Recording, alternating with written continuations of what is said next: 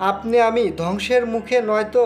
রাসূল করিম সাল্লাল্লাহু আলাইহি সাল্লাম বলেছেন, আমার উম্মতের ভিতরে কিছু লোক থাকবে যারা মদকে ভিন্ন নাম দিয়ে পান করবে। এদের কাছে দেখবেন বাদ্যযন্ত্র এবং গায়িকার দল থাকবে। আল্লাহ তাআলা এদেরকে জমিনে ধসিয়ে দিবেন এবং আরও কী করবেন, তাদেরকে শূকরের ন্যায় পরিণত করে দিবেন।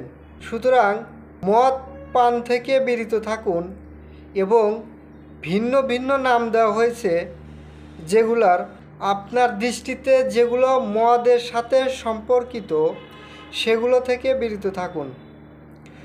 আর অন্যথায় আপনি যদি ওইগুলো পান করেন তাহলে আপনি ধ্বংসের মুখোমুখি রয়েছেন, আর আল্লাহ তাআলা আপনাকে জমিনেই ধসিয়ে দিবেন এবং শূকরের ন্যায় পরিণত করবেন। তাই আপনি যদি বুঝতে পারেন এটার ভিতরে মদ নামে কিছু আছে, এটা আপনি কিভাবে বুঝবেন?